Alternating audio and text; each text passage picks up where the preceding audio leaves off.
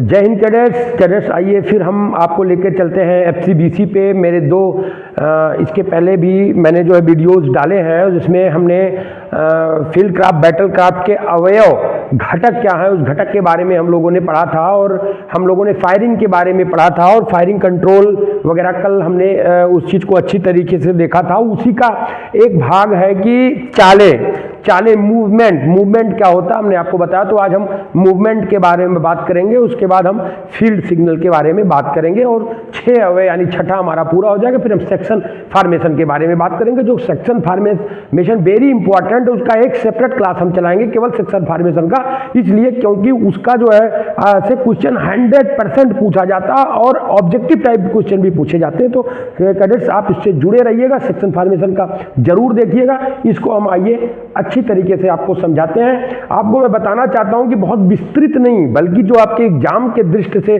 सही है उसी को केवल हम यहां पर फोकस कर रहे हैं। तो आइए हम सीधे आपको जोड़ते हैं जो है चालों से, फील्ड सिग्नल और बैटल सिग्नल में चालों से आपको जोड़ते हैं।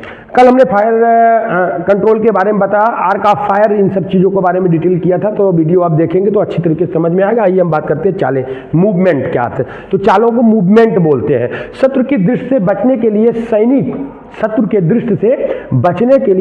सैनिक कई प्रकार की चालों का प्रयोग करता है। शत्रु की दृष्टि से बचने के लिए सैनिक कई प्रकार के चालों का प्रयोग करता है, चालें मूवमेंट का प्रयोग करता है। वो मूवमेंट बदलता रहता है, चालें बदलता रहता है। तो चालें कितनी प्रकार की होती हैं, आइए हम इस पे देख करते हैं कि अगर आपका क्वेश्चन आता है चालें कितने प्रकार की होती है। चाल 2 प्रकार की होती है, एक होता है शस्त्र रहित चाल और दूसरा होता है शस्त्र सहित चाल।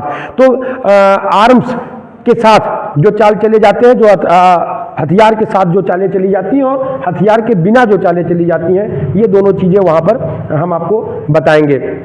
With arms and without arms.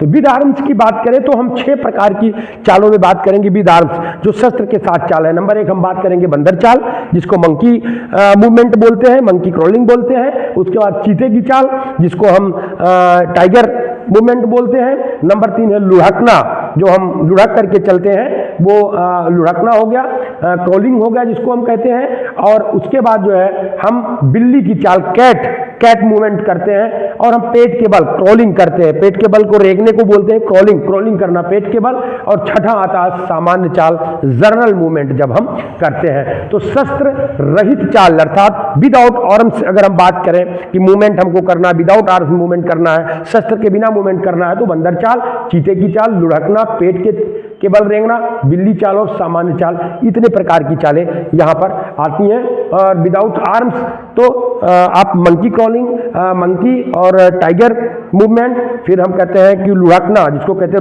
Rolling करना, फिर आता है पेट के बल क्रॉलिंग, फिर आता है बिल्ली cat movement and general movement. ये हो गया आपका शस्त्र रहित चाल, विदाउट आर्म्स, बिना शस्त्र के चाल।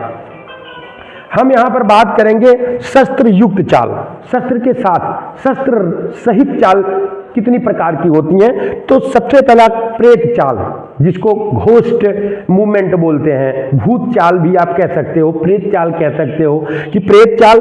दूसरा है बंदर चाल, मंकी, ये हाँ वहां पे भी हमने बंदर चाल किया था कि वो शस्त्र के साथ है और शस्त्र के बिना दोनों चल सकते हैं।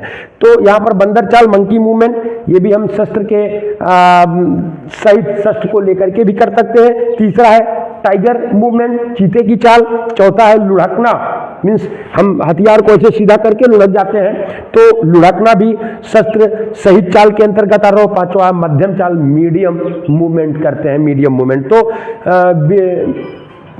अगर हम विद आर्म्स की बात करें तो यहाँ पर हम करेंगे घोस्ट मूवमेंट, मंकी मूवमेंट, चीते, टाइगर मूवमेंट, रोलिंग एंड मध्यम मिडिल मूवमेंट की बात हम यहाँ पर करेंगे। तो अब चालें, शत्रु की दृष्टि से बचने के लिए सैनिक कई प्रकार की चालें चलता है। 2 प्रकार की चाल की यहाँ पर हम आपको बता रहे हैं, जो शस्त्र रहित चाल और शस्त्र सहित चाल। शस्त्र रहित चाल 6 प्रकार के होते हैं और शस्त्र सहित चाल 5 प्रकार के होते हैं। ये आपकी चालें होंगे।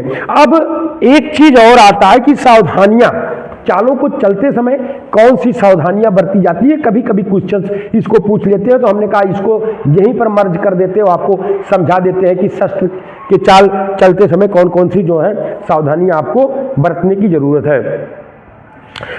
अब सामान्य सी बात अपने दिमाग को आप लगाएंगे कि ये जो चालें हम कहाँ पे चलते हैं, सामान्य जगह पे तो चलते नहीं, युद्ध के समय ही चलते हैं, हमारी टुकड़ी चलती है, हमारी सैनिक चलती है, तो चलते हैं। तो उस टाइम पे हमको क्या करना है, आड़ लेकर के छिप करके मूवमेंट करना है। आड़ और छिप के साथ ये सावधानी बरतनी है कि मूवमेंट हमको करना है, ये सावधानी बरते रहना है। नंबर 2, अगर हम बात करें तो पूरे समय आगे ना बढ़े, बीच बीच में रुके, उसके बाद आगे बढ़े, फिर थोड़ी देर रुक करके फिर तेजी से आगे बढ़ के रुक जाए। तो स्टेप बाय स्टेप मूवमेंट हमको करना है, रुक रुक करके मूवमेंट हमको करना है। आमने सामने चलते समय यानी चालों को चलते समय आमने सामने बगल दाएं हमको देखते रहना है, ये भी हमको करते रहना है। ये हमारी सावधानियां के अंतर्गत हैं। चलते समय भी शस्त्र को एकदम तैयार रखें, मूवमेंट करते समय शस्त्र को एकदम लोड करके ट्रिगर पे उंगली रखे रहें, कहाँ से कब कोई सी फायरिंग आ जाए, कौन सी कैजुअलिटी आए, ताकि आप फायर कर सके। नेक्स्ट है, गोली चलने पर रेंग कर चलने की जरूरत है। हालांकि रेंग के चलने में रास्ता बहुत अधिक नहीं हम तय कर पाते, क्रॉलिंग करते हैं, लेकिन वो गोली से बचने के लिए सबसे आसान, क्योंकि गोली जब भी चलती है तो ग्राउंड को छोड़ के चलती है, इसलिए लोग जो है ग्राउंड पर रेंगते हैं या रोलिंग करते हैं, जिससे दुश्मन की गोली से बचा जा सकता है। और उपकरणों द्वारा शोर ना उत्पन्न होने दें। जो आपके पास उपकरण है उसको शोर, जैसे रेडियो वाला, तो ऐसा नहीं सिग्नल पकड़ने लगे बीपी की आवाज़ होने लगे, बीप बीप की आवाज़ होने लगे, ऐसा कुछ नहीं। तो हमको उन उपकरणों से बचना है जो हमारे शोर मचा रहे हैं। हम जब सिग्नल पास कर रहे हों उस समय भी हमको सावधानी बरतने की जरूरत है। ये आपकी सावधानियां हो गई। तो आप अगर इसको अच्छी तरीके से फिर रिव्यू करके देख लेंगे तो आप अच्छी तरीके से ये जान जाएंगे।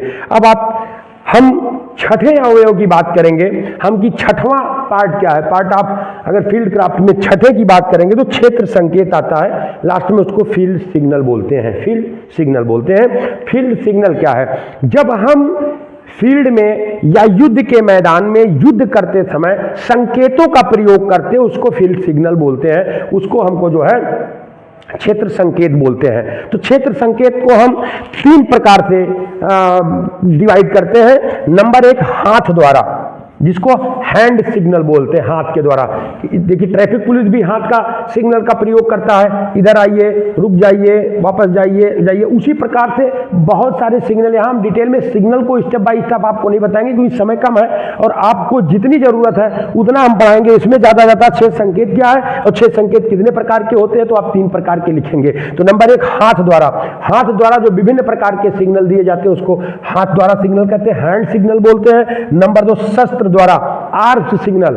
आर्म सिग्नल जो होता है वो हथियार द्वारा दिया जाता है। उसके भी कई स्टेप हैं, यहाँ पे मैं उसको ज्यादा चर्चा नहीं करूंगा। जैसे गन को उल्टा कर देना, गन को सीधा कर देना, गन को कंधे पे रख लेना, गन को सीधा कर लेना, तो उसके कई इशारे कोडिंग बने हुए हैं, उस इशारे को लोग समझे हैं। तो शस्त्र द्वारा भी सिग्नल यहाँ पर किया जाता है। तीसरे सिग्नल की बात करें हम सीटी द्वारा, विसिल सिग्नल, सीटी द्वारा सिग्नल देते हैं। अब विसिल सिग्नल कब दी जाती है, अब आपको लगता होगा कि युद्ध है, युद्ध के मैदान में सीटी बज जाएगी तो शोर हो जाएगा, दुश्मन को पता चल जाएगा, बिल्कुल सही है। लेकिन जब हमको बमबारी हो रही हो, हवाई जो है हमारे ऊपर आक्रमण हो रहा हो, तो उस समय हमको उन सीटियों का, उस सिग्नलों का प्रयोग करना पड़ता है, तो उससे ताकि दुश्मन से बचने सके। जैसे खतरा होने पर लंबी व छोटी सीटी रुक रुक कर बजाते हैं। जैसे खतरा अगर है, हवाई जहाज खतरा है, बमबारी खतरा, तो हम लंबी सीटी रुक रुक करके बजाते हैं, जिससे हमको पता चल जाता है कि जो है कोई खतरा है। फिर हम बात सतर्क रहने के लिए एक छोटी